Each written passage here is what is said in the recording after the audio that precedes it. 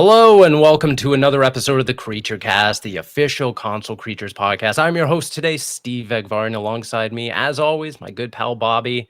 How are you this week? We're bussing. We're bussing. Bussing, What yeah. about you? How are you feeling?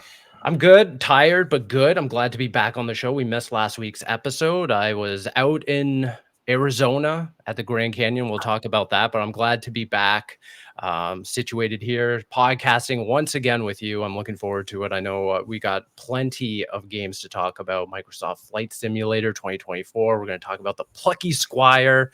You went hands-on with Dead Rising Deluxe Remaster as well. Lots of great stuff ahead of us. But aside from games, like, what have you been up to? Anything new and exciting to report? Nothing right now. I did book a trip to London for next month, so just kind of counting down the days. Just trying to save every penny because we got lots of stuff to do there, and apparently it's not cheap living in London. So I gotta make sure I double down all my coins and make sure I have enough to get there and back. Or else you're podcasting from good old England. I'll be Buckingham podcasting Palace. from not even close. I'll be podcasting from the Shake Shack near my hotel. That's right. Love that. I wonder. I'm very curious, and I don't want to look it up. But I'm wondering if Shake Shack does like fish and chips in the UK. I look it up and then I'll let you know. Let me know. Let me know when you go there because I'm curious because they dabble in other stuff other than burgers, but I'm curious if they're so on brand in England that they're like, yeah, we'll do fish and chips as well. And I wonder if it's good. Well, no, I bet it would be, but you know what? I don't go there for fish and chips. I go there for the burger and the fries because that's literally the best thing they've ever done. Yep. You can't beat perfection. I mean, even something. Yeah, even on my trip, when I was coming back from Arizona, I had a 45-minute window. Layover. And I was like, okay, on my way to my new gate, there's a Shake Shack, and you can bet your ass I ran over. I got myself a burger. The other thing I didn't know, did you know that they had shake bars, like Shake Shack bars? No. Yeah, so that's what I saw on my way back to Toronto.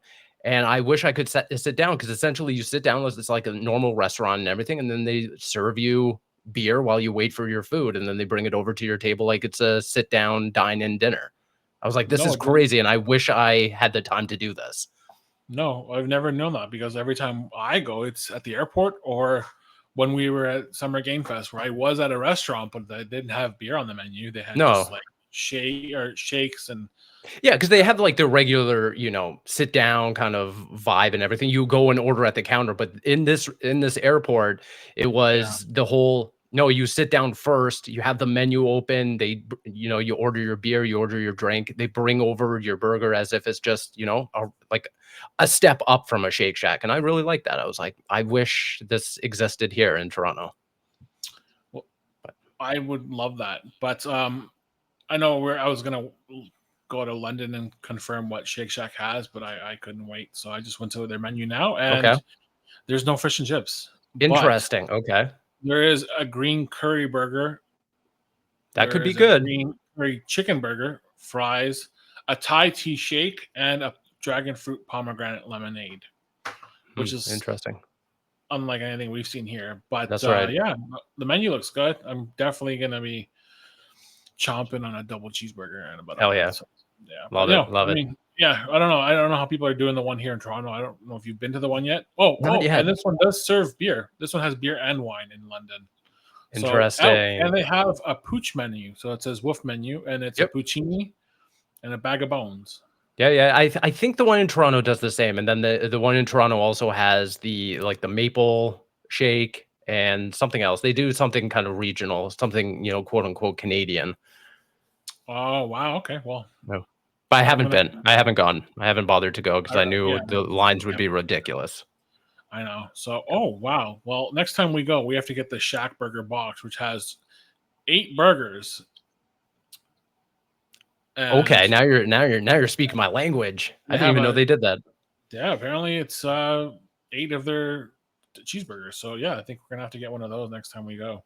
I think so. Yeah. Well, yeah, we're on the docket. A burger now. So thanks. you. Bobby, I'm gonna talk about my little trip away, my little trip to Arizona, where Microsoft took me out to go see Microsoft Flight Simulator 2024. It was this very cool event right on the brink of the Grand Canyon. We were 3.5 hours removed from Phoenix, where I landed. That was the airport I landed in, and then I had to get in a shuttle and then just drive another 3.5 hours, almost as long as it took me to fly to to Ooh, Phoenix. wow. Uh, I think you know what would have been a better way to get there, and I'm surprised Microsoft didn't encourage it. Is just push out of a plane with a parachute and just be like, "Yep, we're going to honestly, Grand Canyon." honestly, yeah. Why not? Honestly, why not just direct flight to the Grand Canyon and they could have just picking you up from there, or done like a Tom Cruise kind of stunt where you jump out of one plane and land in another, Whoa, or like a wingsuit.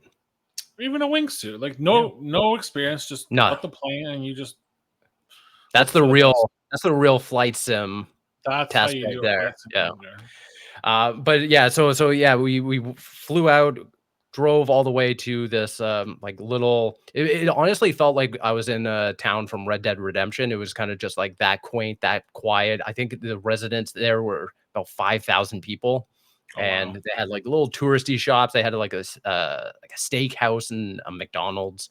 Um, but aside from that, at the hotel that I was staying at, essentially, Team Asobo was there kind of doing, hand like a briefing on exactly what Microsoft Flight Sim 2024 was, as well as doing a hands-on demo of the game as well. And then, yeah, we spent the afternoon just kind of hearing from them, talking about hearing them talk about exactly what sets 2024 apart from 2020 and all the updates Right. and content drops that they've done ever since.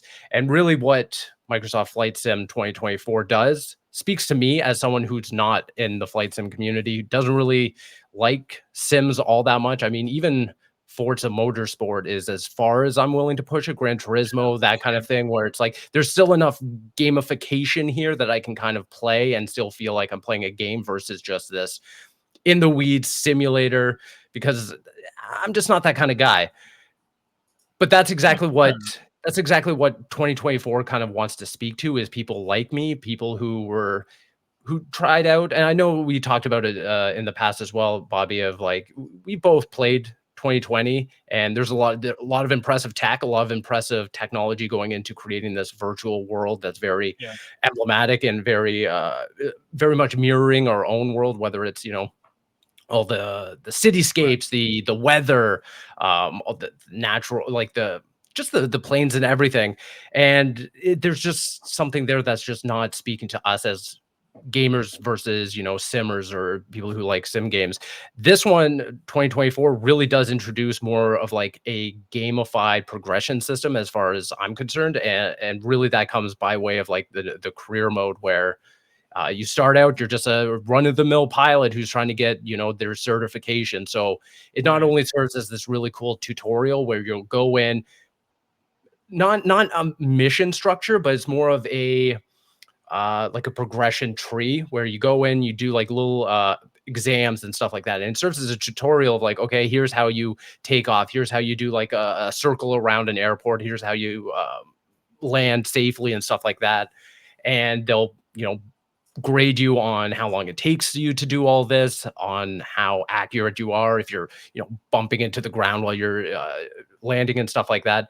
And it Yeah. really does incentivize you to, at least for me when I was playing through it, of like, okay, I'm going to get better at this, but I'm also feel like I'm playing through more segmented parts of a game versus just here's the sim and here you are free flying around for an hour and a half, which to me does get a little boring, a little long in the tooth. I'm not really there to charter a flight from Toronto to, San Francisco. That doesn't really keep my attention. So having this kind of progression system where I am Yeah. working towards, 10, 15 minutes of getting into this exam, getting an A rank, a B rank, something like that at the end of it, is really cool to me. And then they also have, again, they don't really call them missions, they call them like specializations, where again you can get into the cockpit of a helicopter, a medevac helicopter, and then you can almost like role play this mission where you're supposed to drop off cargo or pick up an injured person and take them to a hospital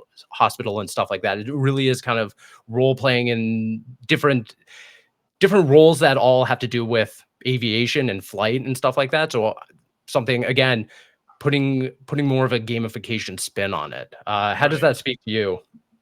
I mean, I'm in the kind of same boat as you. Like, I love car sims, and that's kind of where I'll draw the line. Yeah, because like it's a lot less of a time sink than, say, like you said, charting our flight from here to, let's say, LA.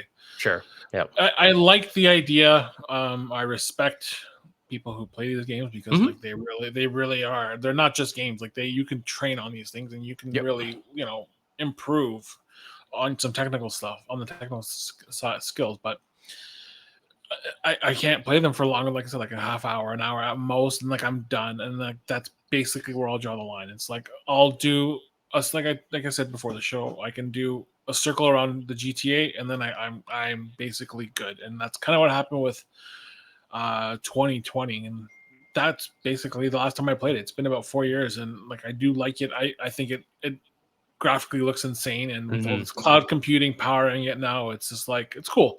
But yeah, I mean, it's a very niche market. There's clearly a clientele for it. It's just not me. No, totally, and I feel that way as well. Yeah, to a certain extent. Yeah, I mean, it's I'll dabble it when it comes out again. I'll probably just I'll go somewhere else this time. Maybe I'll do like another half hour, an hour, and then I'll call it quits. It's just it's not it comes down to just not being for me. I can sit in a car, I can race for hours just because I love cars, so it's like that's easy to do. But just to sit there and just monitor all these meters and like these gauges, and you have to do this and you have to make sure this is happening.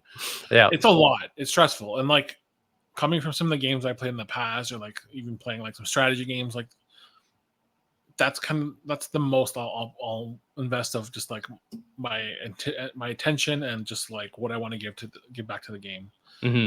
But kudos to like Team Asobo. Like they're doing something really cool. Like I'm glad these games exist because like they are really powerful tools that can be used for like we said, literally training pilots. Yep. So yeah, it is really impressive to see how much tech goes into it. And one of the most impressive things that I thought that I saw coming out of it was them trying to talk about like optimizing the entire experience. Because I'm sure, if you played it on PC or Xbox, the 2020 reached upwards of like 200 gigabytes, if not more, depending on how many content packs that you put into the game. Here, they're really leaning on the Azure cloud technology, but then also only loading what you need. Before, they would load virtually everything in the world down to like the micro pixel stuff that you wouldn't even see if you're all the way up in the air. Now they're really only loading what you see like in your peripherals, and essentially anything that's like coming up immediately. Other than that, they're really just trying to par down and bake down essentially how much technology is needed to be used, and keep that at a minimum, just to kind of improve the processing power and the fidelity of this game. There's a whole bunch of new ray tracing where even I'm like, why are you guys working this hard on it? Because they're showing examples of, here's this airport and the bricks on the airport. Now you can see the shadows on each individual brick. Here's the buttons in the cockpit. Now you can see the reflective shadows. I was like, you guys are out of your minds. Like, you guys are going, you guys are ratcheted up to 12 when people like me, and I'm sure tons of other people aren't even going to notice this, but kudos to you guys for having the ambition to just say, no, we're going to do it. Yeah. Like that's the thing. Like, that's cool. But like, what is it? What's the purpose? Like what? Like, I don't know. Like, I would rather have technology being invested and, incorporated in a way to slim down these game sizes. Like, put everything on the fly. Like on demand loading is what I want. Like, and that's what you're getting. That's the thing that I like. That's what breaks my brain, is that they're doing on demand loading and then improving all this other like back end technology to make it look more realistic. Doesn't make sense, but it doesn't make sense to me. But you know what? At the same time, like, they have the power of Azure, and like Azure is really cool. So like having that on your back end means you can offload a lot of stuff off the console. So like if they're doing that, shrinking the game size while implementing that, I mean, that could very well lead to like something where it's just like, well, the game's like 80 gigabytes, but everything's being done in the cloud and it's That's being right. sent to you. So that's cool. But that's kind of where I feel like if there is any tech that needs to be improved, it's just compression. We need to compress more. And I don't know how we got from 30 to 40 gigabyte games last gen to onwards of 200 gigabytes with like Call of Duty, which No idea. No should idea. be like an offense. Like if you're launching a game like that big, you should be charged. You should be penalized for that because like that's insane. Yeah, You have people who can't who want to play these games and they obviously can't because they're in like countries where the internet's not that fast or they're capped, and it's like, what the hell? That's insane to me. So for sure. Yeah, I'm going to be guess interested to see how much that on-demand loading really does reduce the install, especially on like the Series X or Series S. Some of the sorry, go ahead. Yeah, if like that's the tech you want to push, invest in it and then sell it. Like put it. Well, I mean, just give it to Activision. You don't even have to sell it if you're Microsoft. Well, that, but if you can also sell it, like, hey, yeah, say like Sony wants to increase, or increase, like develop a new Destiny with that technology. That would be insane because they can bring all they have right now, compress it, put it to the cloud, and on demand load those previous levels while the new stuff is just for sure on the console. It's like stuff like that. Yeah. But yeah, I mean, Activision especially, like if they can get Black Ops 6 to like a fraction of the size it is right now, I'm down, because that demo was like 85 gigabytes. After the fact, they did that last update where it compressed the game and it lets you delete stuff you don't want to use. And I went from like 140 gigs back to like 45, and then it went back to 130. And it's like, what are we doing, guys? What are we doing? I have no idea. It's impressive tech, though. I'm interested to see how it's being implemented and used.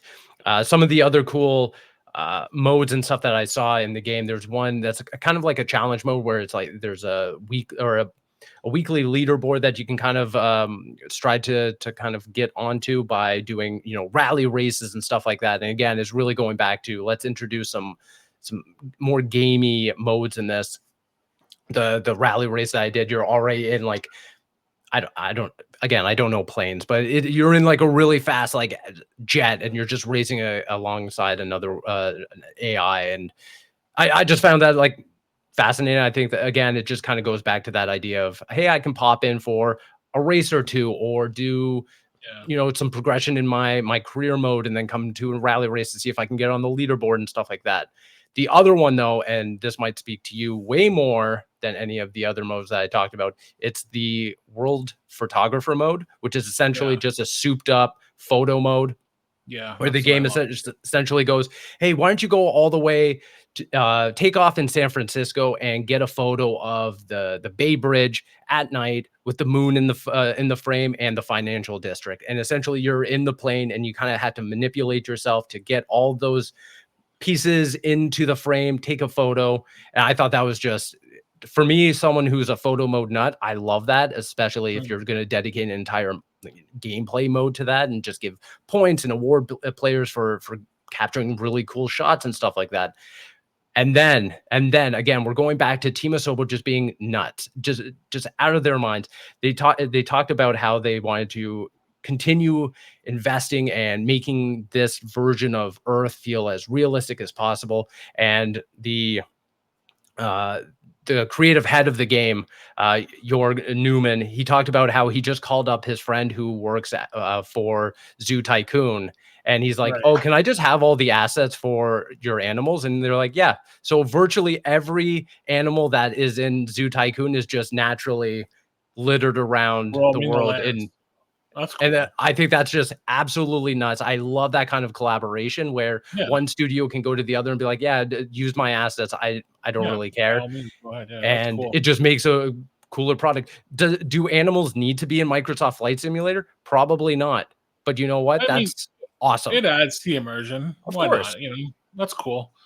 Yeah. If that tech is being, utilized to like, I don't know, not make them more realistic, but just to like make them more believable. Sure, cool. I'm down. I mean, sometimes you can And I'm sure you remember, like you go on a plane and sometimes you're crossing like farmland and you see like horses grazing and it's cool. Sure. So yeah, I Yeah. can kind of see that. Yeah.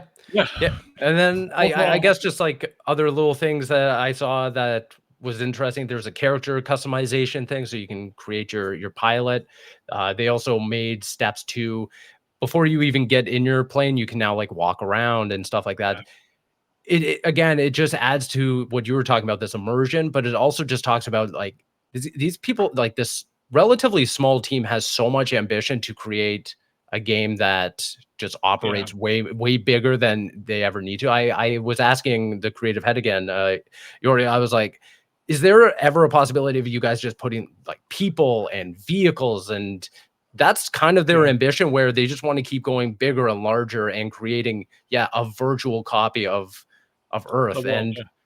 I was like, that's insane. And the possibilities of, we getting not this kind of Second Life Yeah. game, but something close to it, where it's like this accurate representation of Earth distilled into this virtual simulator. It's kind of crazy to think it's coming from the same people that are making A Plague Tale.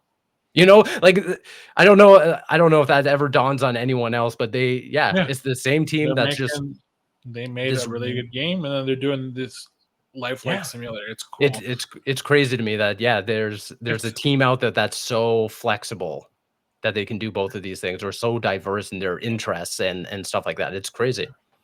I would love to just have a game where it's just PlayStation Home, but realistic. So like Sure. what you're Yeah. saying, and you can just go out into the world and you can walk around, you can talk to people on the street, kind of like VR chat, but like not as pervy.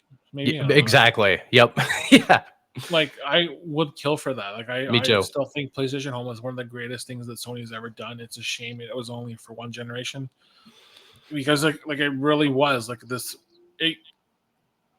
It was like it just made me feel like I was there. I could like interact with these people, and like I could just dress how I wanted. Like I remember just having my Yep. character dress up as like Ezio and walking around, and then just stuff like going to E3 virtually for like that one time they did it, and it was cool. Like you actually walk through like the building. You can walk Oh through yeah. like different like you walk through the exhibits and you can play the virtual demos. Like that stuff was cool, and it's like do that with this tech.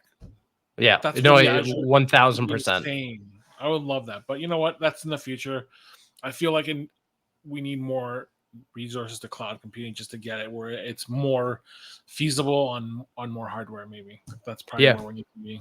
And I know Crackdown 3 kind of experimented with Azure tech on the multiplayer side. And again, Yeah, I just feel like it's untapped potential that not enough developers. And I don't really know. I don't really know where the workflow or the pipeline comes down. Maybe they're a little afraid of Azure tech, or a little, and it is daunting, right? inexperienced. Of course, it definitely is. It's definitely new technology, and anything can really happen. I mean, like, what happens if Azure goes down or there's some sort of cloud computing hiccup? Again, I don't really know the ins and outs of it, so I'm not even going to pretend. Yeah, But it clearly does feel like that's the next kind of step forward in terms of creating bigger worlds. If you are trying to create an open world experience or the seamless simulator yeah, experience, it kind of almost has to be built on some sort of cloud computing technology, at least in my eyes, in yeah. order to kind of scale. But again, who am I to say? I don't Yeah. know. I mean, I after your preview and all that, I'm gonna be checking in with them and just seeing like what kind of progress you're making on the tech because it is really cool. And It when it comes is. down to it, it's not even just about video games anymore. Like No. this could be implemented in movies and TV, in universities, in research papers. Like there's so much potential, and it's so cool. It just needs to have the proper funding and support, and it feels like Microsoft is doing that. So cool, I'm all for it. Yep. Pretty cool. Absolutely. Yeah. Yeah. My takeaway is I feel Yeah, like I'm more invested in Flight Simulator 2024 only because of these new modes, only because of the power that's going behind them and everything. I definitely wanted to spend more time with it and see exactly how much juice I can actually squeeze out of yeah, this game before, like we talked about, it just becomes going back to that simulator where it just doesn't speak to me. But otherwise, yeah, yeah, I was very impressed. And I know for a fact outside of my own personal biases and personal taste, this is going to speak to those sim players exponentially. There's so much content in here to kind of sink your teeth into. It's just unfortunately not something specifically for me. Yeah, so I'm just reading something. So actually, so the install size has been dramatically reduced. So they're actually aiming to be about 30 gigabytes. That's crazy. Yeah. That's So crazy to me. that's what it's saying right now on the Xbox Wire. Oh, okay. So I don't know what the original was. I know it was over easily 100 gigabytes, but they're saying by tapping into the latest cloud streaming technology, installation size has been trimmed down to about 30 gigabytes to get you when you're flying into your seat and flying as quickly as possible. Streaming in higher detailed areas that are only necessary for your flight path. And that's exactly what you're saying. So that's really cool. So bravo for doing that. That's insane. That's crazy because there was a point with some of the not all the latest updates, but some of the year 1, year 2 updates where Flight Sim on my console was 200 gigabytes. And I can only imagine it keeps going up from there. So if they can distill that to 30, that's crazy. That's like over a 70% reduction in size. Like that's insane. So cool. Good for them. I'm actually very interested in playing it now. So that's fine. Down for it. I'll crash my plane into a field and somewhere, maybe outside of the aquarium, and then I'll call it a day because that's just the kind of flyer I can never stick the landing. Me neither. It's so difficult and so daunting, but hey, maybe we can. Maybe we can fun try for that half hour you play. Yeah, that's it. Yeah, Bobby, what have you been up to? I know you got a list of games that you want to cover. I'm interested to hear from them all. Yeah, so I mean, let's stick with vehicles and aviation. So we're gonna go from the skies to the road, and I've been playing Test Drive Unlimited Solar Crown for a couple of weeks now, and that's pretty much a pretty long time for a game of this caliber, just because one, I couldn't play it the first week because there have been really bad server issues. I mean, I've been posting incessantly about this game. Early access fans basically got the shaft, and they were unable to play the game for the first week. Every time you would log in, they would basically kick you out to the home screen, or if you got to the character creator, it would let you create your character and then give you a server error. Okay. So I think that's kind of gives you an idea of what this game is going to be, because it's been just really chaotic, and it's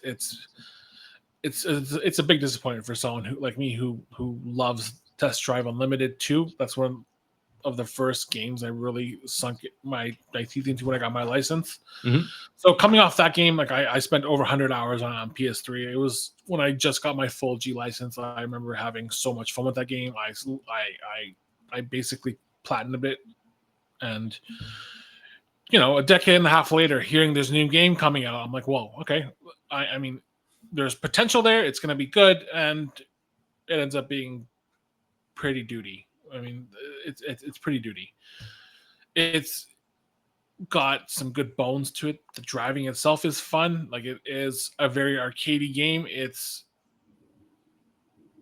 busted though. Like, it's pretty busted. Like, there's just crazy, so much wrong with this game that I'm having a hard time recommending it. And I'm gonna publish my review probably tomorrow as this this episode goes live, just because I've been sitting on this review for a couple days, kind of hoping I could go back and play and maybe it'll improve. But it's pretty lifeless, this game. And the gist of this game is the idea of Test Drive Unlimited. You're invited to this luxury. It's like Forza Horizon. So you have like the big competition, the big festival. This one's Solar Crown. So basically you're invited to race cars, and you can join these clans and do a bunch of races. But the problem is, like, there's 4 or 5 different kinds of race types. Like, there's like obviously like there's laps, there's there's some drifting and stuff, but it's so lifeless. It's hard to even like get involved, get invested in this game. The story, I don't really play this game for the story, but there's literally nothing to this game. It's just a bunch of cutscenes where here's your character, here's what they're doing. Sure. And that's it. That's basically the gist of it. There's nothing else to this game. And why I really liked this series originally was, there was visible progression. So you'd start the game, you'd have to gain license. So you'd start with license C and then move up to B and move to D. So every time you do that, it's like Gran Turismo in that regard. But you would learn your license, you would earn better cars, and you would take that experience and just become a better driver. In this game here, this has all been done away with, and it's more just you have a bunch of races. All you care about is reputation in this game. So you have to keep racing and gain reputation and unlock more money, and that's it. But the problem with that is like it's a fine system, but it gets there's a gatekeep. There's like just like this big wall that hits you later on. It's like once you hit this wall, progression's like it's just stalls. So just trying to get some of the nicer exotic cars is impossible. You really have to like grind, and it's like I don't want to grind in a game where it's not fun to play. Sure. And that's kind of what it's coming down to. Like I have very high threshold for like playing games, and whether they're good or bad, like I can grin and bear through it. And I've been struggling with this game. It's just so hard to say like this is Test Drive. And I know Test Drive is like not a big franchise. It's not really well known. I said everyone racing enthusiast, but like hearing it's coming back was a good opportunity to be like, well, here's what we're gonna do, and we're gonna show you why this is one of the most original franchise to exist. Because when this series launched, it had a lot going for it. It was the original game where you could log into this world and see other cars racing. It's like the first MMO car racing game. Yeah, it was back in like the mid 2000s or something. Yeah, it was like 2006, and then I liked the whole thing where you have this character you obviously they can't talk, but they can earn money to buy condos, they can buy houses, they can buy cars, and Test Drive Unlimited 2. That's what I loved about this game. Like I would win all this money, and then it's like, well, you can now buy this nice villa in this city, or you can buy this condo, and then you buy the condo and your car is sitting outside. And this in Test Drive Unlimited Solar Crown, you have like a nice condo, and then all you can do is really just customize the apartment. And it's like that's not what I remember this game being, right? And it's just like it. What really disappoints me is just like it's just like there's a legacy there that was not respected, and this game was delayed for 2 years, and it's just so messy. It's a messy game. Like everything about this game just it just seems unpolished, which is a shame. Right? The same developers. No, and here's where the kicker is. The original developers of Eden Games went on to do The Crew. Got it. Okay. Crew Motorfest is really good. Yeah. Oh, great. Yeah, it's a great game. I actually watched the live stream from last week, and basically the new season looks like a brand new game. Like they've improved everything. The new races, there's new models, there's a whole new island that's as big as the original game. That's what I wanted from Test Drive. And then coming to this, it's like, no, it's a mess. There's a mess. Like there are moments where it looks really good. The performance is it's just so uneven. Like there are moments where this game looks like it belongs on PS3. And there are moments where it looks like, well, it looks like a modern racer, and it's such an uneven game, and I just don't understand where the disconnect was, because it's not like it's like a game where it's like an open world super game like let's say Assassin's Creed. It's just it's an open world racer. There's only so many things you can do. I would rather have nicer car models and like a more clearer vision than what this is, but at the end of the day, this game's so muddy and messy, and it just I don't know. It's an empty world with some very dated cars, because that's the other thing I want to go back to. A lot of the cars, they're dated. There's nothing that's available from what I've unlocked within the last 5 or 6 years. Everything's at least 10 years old.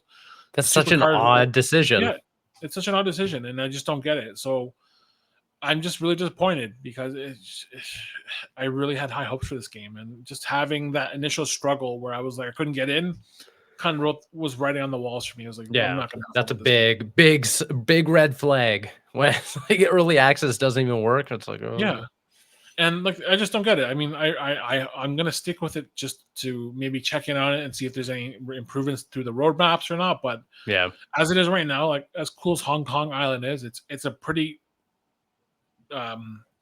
expansive map. There's very little to do with outside of like the races, and once you do those races, it's really like that's it. There's not much else to do, and to make it even worse, when you're racing, it's not actually people you're racing. It's only them when they're racing in that map. So like you'd have to find someone who's doing it at the same time as you.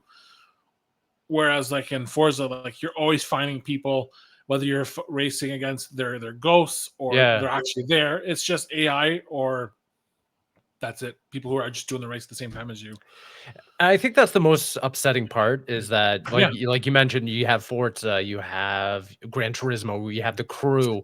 No longer are we in the past where it was kind of Burnout, Need for Speed, and they're all kind of at the same level. We have so many games now that are propelling open world or the simulation or kind of a hybrid of the two. That now you can't just scrape by with like bare bones, bare minimum, weird like car lists and stuff like that. Like, Yeah. unless you have, I mean, Forza really set the bar of like 100 or something of like the most premium cars that you can drive. Or if you're going for something arcade, you might not have to have as many vehicles, but you have to have the content there at very least of like, give me a world that I actually want to drive around in. That's very disappointing. I'm sorry to hear that this game didn't turn out not only for you but for other fans out there as well. Yeah, and that's what kind of makes this, and what makes this worse is that it's been so long. Like you have 10 plus years of games to look back on and be like, well, we're doing this game. Let's take this from this game. Let's do this from this game and then make it better. And that's even that would have been perfect. Like, just don't even make anything crazy new. Just iterate and make it better. I don't need like new mechanics, new gimmicks. Just take these existing ones and make them your own. And we didn't even get that. And that's what really like just kind of like sours me on the whole experience. And ultimately, knowing that the Crew Motorfest exists from the same people who made Test Drive Unlimited 2, it's like, well, I'm just going to stick with that. I love that game. It is a lot of fun. So, I mean, that's kind of where my thing is. I wouldn't even want to say play this game. Don't play it yet. Wait for the first like 3 or 4 seasons to pass. That's going to be by January. Maybe let's revisit it. But for now, it's like it's hard. Yeah. So. That's unfortunate, but yeah, I'll be interested to know if they can turn it around or if this is just a game DOA, so to speak.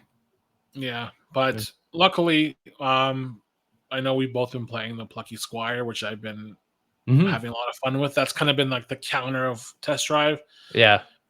I know that it has mostly good reviews, but I had a really solid time with it. Like I know Matt got a late game glitch that kind of stopped him from progressing, but did he? Yeah, okay. Yeah, he had an issue where he hasn't been. I don't know if he's past it, but I know when we were talking, he got stuck on a chapter 6 puzzle. Okay. But I think the Plucky Squire is incredible. Like, it is a really good game. It doesn't really need to do anything new. It's just an iteration of Zelda, and I feel like I love what it's been doing. Right. But yeah, that's kind of been like the counter to what I've been playing. Anytime I'm upset with Test Drive, I load up Plucky Squire, and it's just like it's so refreshing. It doesn't need to be serious. It's just this lighthearted adventure, and I've been enjoying it. And I know you were playing it. I know you just started playing it, but yeah, I don't know exactly how far I'm in or how long the game is, so to speak. But I'm in chapter 4 right now. It's about I finished in about 10 hours, so you think you're just past half. I feel like yeah, I'm about like I don't know 3-4 hours in. Yeah, I like a lot of this. I think all possible futures really nailed the tone of it. Like you were saying, is kind of lighthearted. It knows exactly what it is from that kind of tone and stylistic point of having the narrator, and it kind of just being this fairy tale book almost, and yeah, kind of a play on the classic top down Zelda like. I like all of that, and I think the art style between it being on on the paper, whether it's in the art book or you're getting out of the book and going on other bits of paper and stuff like that, or even just the more 3D model areas that you're playing through, all incredible. In the 4 hours, I feel like and maybe it gets better at now, but it took a long time, probably the first 2, maybe 3 hours, where it was like this game just could not get out of its way more. Where it's like you get 5 minutes of really cool, fun gameplay, and then it's just stop dead. We gotta tell a story. The narrator chimes in. It's these weird like cutscenes that you kind of have to like skip through with dialogue bubbles and stuff like that. And I'm like, I want to play this game because it's so Yeah. charming. The music's great. The gameplay itself is very simple. The Good. combat's whatever, but that's totally okay. I'm not Good. mad about it at all. They introduced some like really cool puzzles, or not puzzles, but spins on the gameplay where you're Yeah. going through like um The almost punch like out level. the Like, I punch like out that. level, yes, and or where you go through is the side scrolling level, but everything's dark, and you're trying to Yeah, like go through like that's the so like classic silhouettes. Zelda. Like that's Link's Absolutely, Awakening. I love that. And you yes, know what?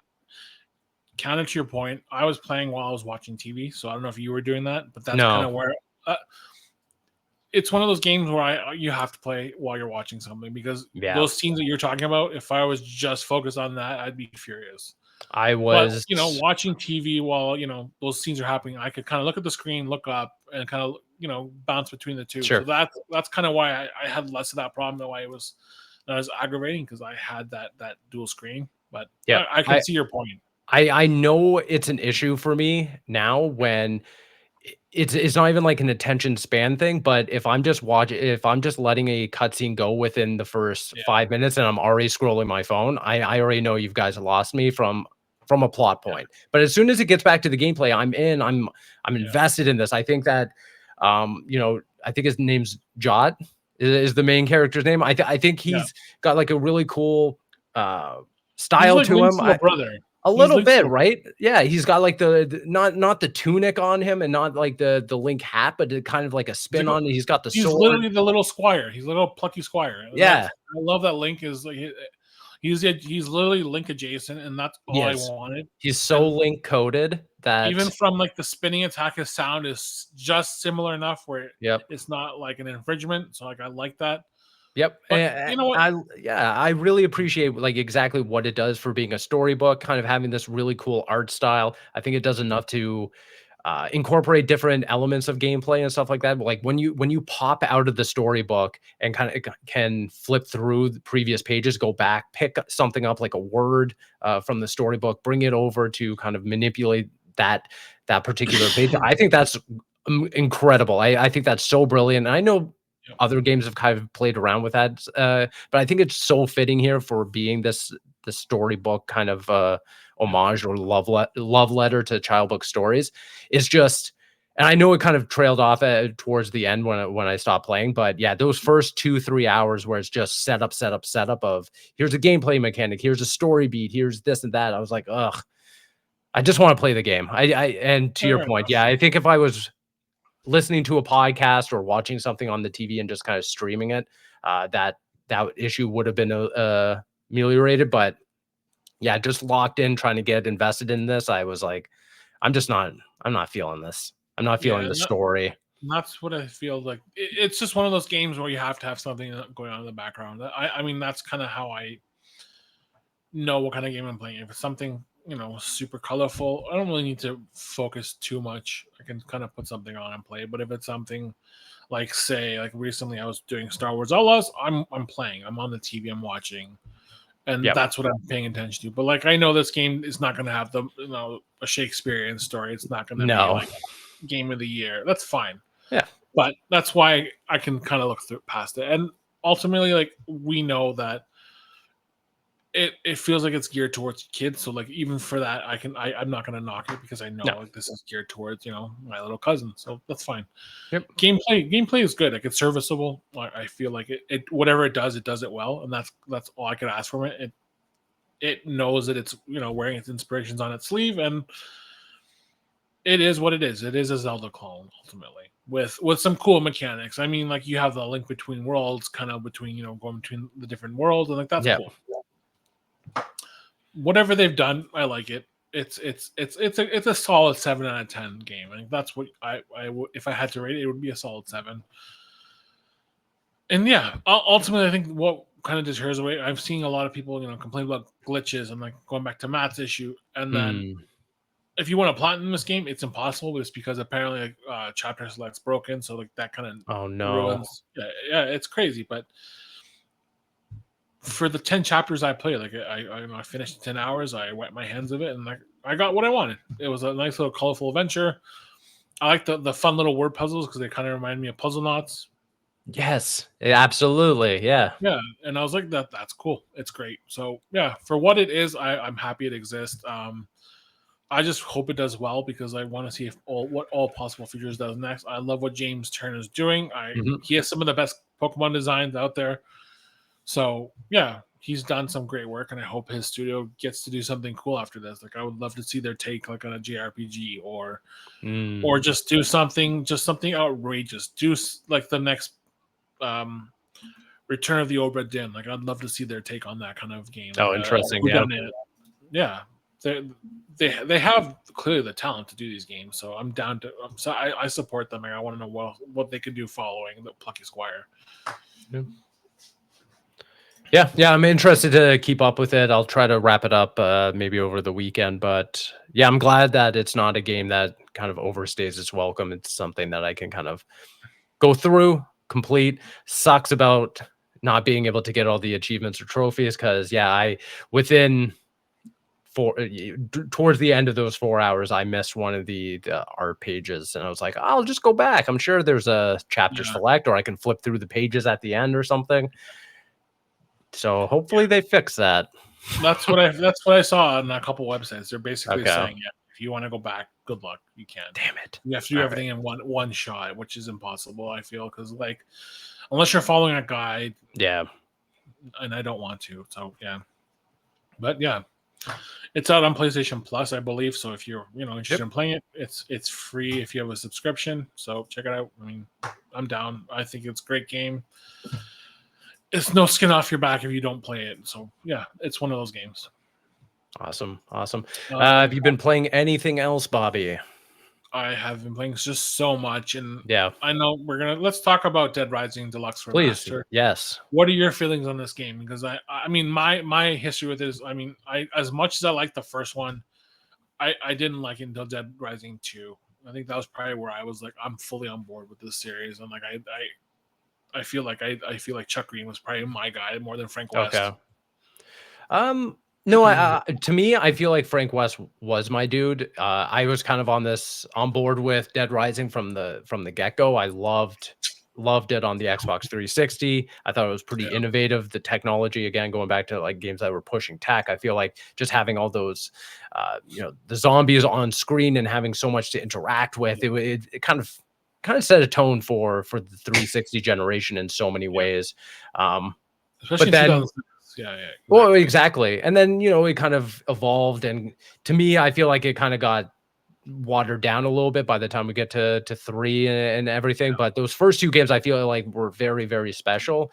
And by the time the series went away, I didn't really ever think about it again because it just felt like we kind of lost the magic of the first one. So to get all the way back here, getting this remastered version of the first game, I'm delighted and very eager to hear what your thoughts are because if this is a great representation of that first game, I'm going back in. I'm going to pick it up. And that's exactly what this is. So it really is Dead Rising just under RE Engine. So I mean, if that tickles your fancy, absolutely, it's out today, I believe. So it is a really good update. I mean, I don't know why they're calling it a remaster. I feel like it definitely feels more like a remake just because it uses it. Because I mean, going from 2006 to now, like it's under RE Engine, so like the same games, playing like Resident Evil Village or Resident Evil 7, Devil May Cry. It's all those games you love under RE Engine, and now it's Dead Rising. So it has the same kind of rigging, a lot of the same nuances of RE Engine, and it just I don't know how they did it. Like it's hard to describe. It's like what I'm trying to think here, but like what I'm trying to say is like this game is almost 20 years old, and they imported it into this engine, and it feels like so flawlessly done because like it's such a vast improvement, and visually, I'm not even talking about. mechanically it feels a lot less clunkier than before, because I know that was a big issue. I remember there was no like toggle to move the camera. I think it was all I believe it was all fixed cameras, right? So like there was that. I think so. And like they got rid of all that. So now you have like the ability to toggle your camera. You have better positioning with your weapons. Like you can hit faster, you can hit better, you can deal with survivors a lot better. Like this, and I know that was my big disappointment at Dead Rising, because the survivors were so stupid. Like I lost so many survivors. I think I never got the full 50. I think it was 50. I never got the full 50. I got maybe half, and the other half would always die on me. But this one here, like they seem like so vastly improved. Like they listen to instructions. Like they will give you weapons. Like they will scout items for you, and like, they will stay out of your way while you're fighting zombies. And that in itself is like one of the biggest improvements to me, is because like if you want to get this game platinum, that was probably your biggest hurdle, is making sure everyone survived. Yep. And I like what they did with like the camera stuff. Like it's all still there, but it's a lot less pervy than it was in the 4. And I know some people like the erotic camera shots. That's still there. It's just it's not as in your face. It's right. just it's like a side note. And there's some like small things, like you have like previously weapon durability was really hard to like you couldn't like really discern when it was about to break or whatever.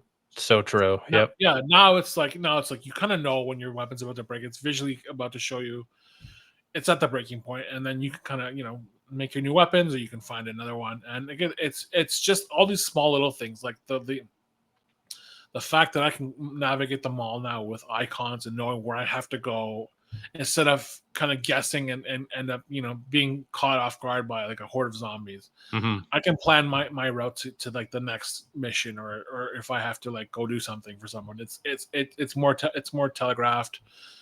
And it's just a lot easier to play this game in 2024. It's not as punishing.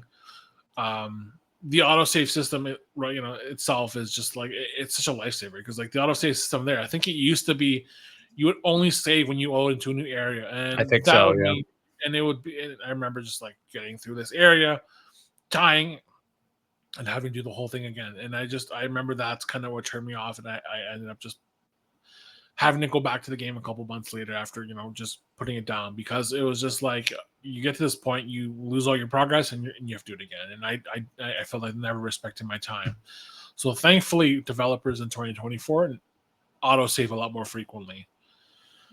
And it's just overall it's a better experience. Like if you like the original game, it's clearly there. Like it's underneath all the new glamour, but it respects your time more. Like you can play this game at your leisure. You don't have to worry about being overwhelmed by zombies. You can, take your time. If you die, it's fine. There's an autosave right there. Yep. And it's just good to have this series back. I mean, it's been dormant for like at least 5 or 6 years. Like I hope this is the first step into having Dead Rising 5 or whatever they want to do, right? Like it feels like with this Resident Evil renaissance, it's time for Dead Rising to get there. It's right, yeah, in the spotlight. And if that's the case, Capcom, Dino Crisis, give us Dino Crisis. You're giving us Dead Rising, you're giving us Resident Evil. We still need Mega Man and Dino Crisis to come back. Mega Man, yes, please. Yeah, like if Capcom, please, if you're listening, Mega Man Legends 3. That's what I want. It is interesting that they chose to go back with this, and then they also brought in a new voice actor for Frank West, unless I'm mistaken. But no, they did. They did. I don't have any opinion on that, to be honest with you. Like I said, Chuck Riegel was my guy. I love Chuck. Sure. But what I find so interesting is that feels like a creative decision, only because either one, you want to rewrite the canon in such a way and use this as a jumping off point and continue Frank's journey in a meaningful way, because otherwise you would just go down the Solid or the Metal Gear Delta route of like, oh, we're just going to use all the same audio recordings. I feel like that's what this is probably going to lead to. We're going to get a new game in like a year. I think so. But and I don't know. See, how do you feel about the 72-hour mechanic? I personally think it's good. I know some people didn't like it. But that whole thing of having, only 3 days to Yep. basically, get through this and then, game over. It's cool. So I like it. I like it too. I think it is very, very Xbox 360 generation. Yeah. I think that it feels like a mechanic from a bygone era. That being said, Yep. I'm interested to come back to it and re-explore it to see how it kind of gels with me, so to Yeah. speak. Because if we do end up getting a new Dead Rising 2, so to speak, or a new sequel in some way, I'm interested to see if they'll continue doing that or if they'll kind of come up with some sort of other mechanic or drop it entirely. I'm just fascinated whether or not that's still going to resonate with me all that much. Because at the It, time, I thought it was novel. I thought it gave more agency to be like, "Oh shit, now I gotta hurry up. I can't just dilly daddle in these segmented levels. No, I gotta rush through this." yeah, and it still feels like that, but like it's a lot more forgiving. Like Sure. you can spend time doing things now instead of having to rush through, and I like that. It's just overall, like, it's a great game. I'm like I said, I'm still shocked it's just a remaster when it Mhm. doesn't feel like that. It feels like a new game. The visuals alone, like it's a 4K 60 game. Obviously, it's not going to look good as newer games, but like for what they've done, it feels pretty new. It looks pretty new. So like whatever this, like RE Engine is probably the most magical thing that Oh my the goodness, industry has yeah. done in terms of tech. I feel like it's so powerful, it's so versatile, and it just continues to show like what Capcom has invested in. Like it shows you like they're very confident in RE Engine. It has all the tools to be versatile. Like we've got, look at that, we got Devil May Cry out of it. We've gotten um what's the one with the dinosaurs they did recently? Oh, Exoprimal? Exo Primal. We've got all the new REs. We've got Dragon's Dogma. Like Dragon's Dogma, yep. it's all underneath this engine, and it's so cool. Yeah, it's a very, ubiquitous, it's a very flexible engine, it feels like, and, yeah, they're smart to continue to leverage it because it's gorgeous. Like, any game I see like, and the fact that they can make food look as Street good as they Fighter, do. yeah. Street Oh yeah, Fighter is Street another one, Fighter. yeah. And then when we did the Monster Hunter Wilds. Was that Yeah, RE as well? Holy hell. yeah, it's all Okay. RE. Yeah. It's insane. Like what this engine can do. I feel like, yeah, keep doing Capcom what you're doing. Like it is so cool to have this engine available, and it's putting out gangbangers consistently. Like that's the thing Mhm. is Capcom just been so consistent with what they've been putting out. It's insane. Yeah. Anything else before we start wrapping up? Oh god, I can go on forever. I have one last thing to talk about. We can Alright. skip the other game. Briefly, I played Castlevania, the Dominus collection, which is like the Game Boy Advance Castlevania games. Yep. If you've never played them, they're the best Castlevania games, I feel. They're the most recent just because, they were on Game Boy, they were on Game Boy Advance and Nintendo DS, and they're good. Like the port is good. I mean, all I want to say is Konami did a great job porting these Nintendo DS games to modern consoles. Oh, Everything cool. is on one screen, so you can have like the game screen on the left and then your maps on the right, and it's all done really well. It's got a lot of great after features like museum art, music, all that stuff. I love that, yep. It's out, play it. I still want Lords of Shadow 3, so Konami, get on that. And then last thing before we go, I previewed Romancing Saga 2, Revenge of the Seven from Square Enix, which is out Mhm. in October 24th. And it's a top-down remake of Romancing Saga 2, which launched on the Super Famicom 1993, I believe, and it was a Super Famicom exclusive for almost 2 decades before being remastered in 2017.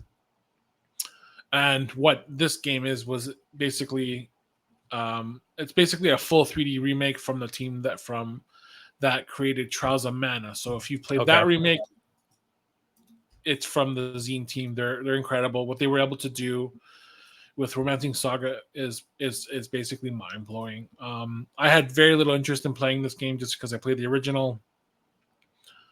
Now I'm super hyped about this game. So basically, just a brief thing is the story of Romancing Saga is you're the king. You're like the royal leader of this country, and you fight 7 corrupt heroes that have been corrupted by the darkness. And basically, what happens is they wipe out your family, and your lineage has to take over. So every time, say like Steve, your son is about to, your son's the next one in line. If you die, you pass on all your skills, all your knowledge to him, and he becomes the next king.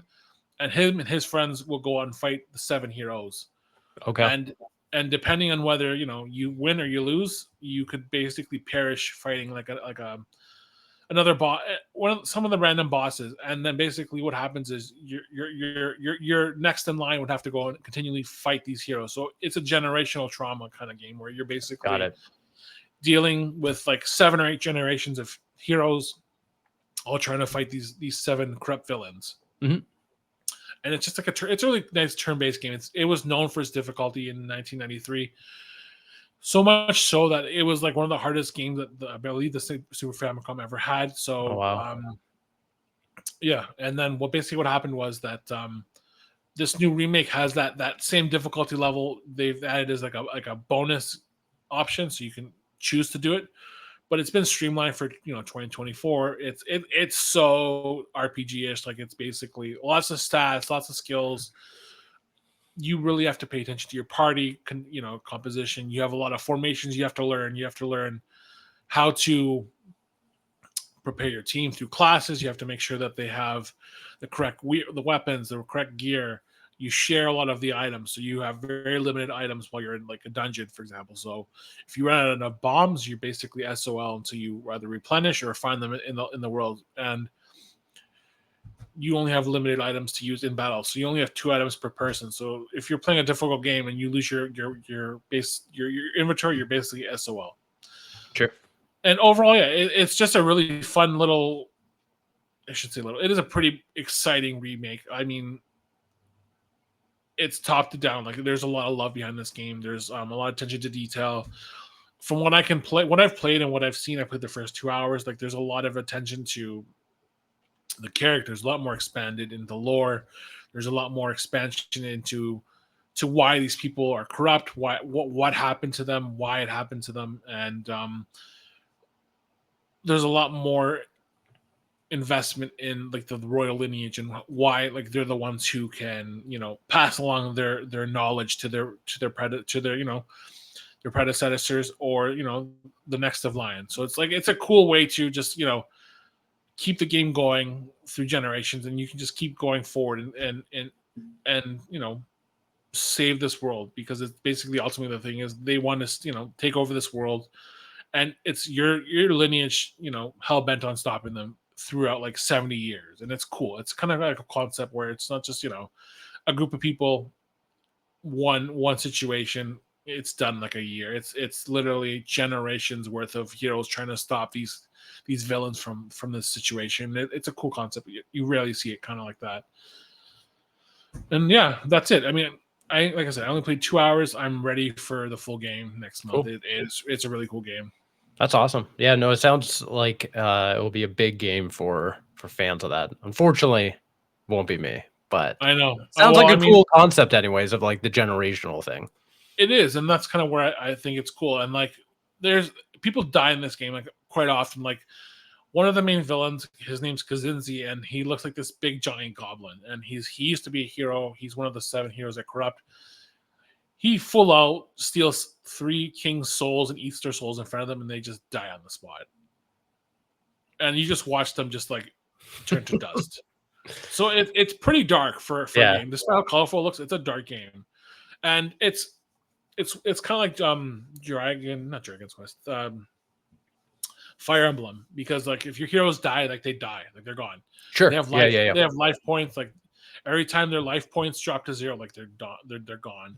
If the king's life points drop in battle on that spot, like you have to pass it to the next generation.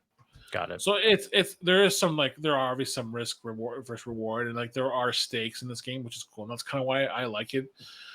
The SaGa series is very niche in the West. It never got the same spotlight as like Dragon Quest or Final Fantasy, but it is, a revered, I feel, property from Square Enix. So like I'm glad it's getting the love now. I mean, Dennis I got him into the series, and he's reviewed a couple of the games, and he does like it now. So like I'm glad he's on board with it. So yeah, if Dennis likes it, I feel like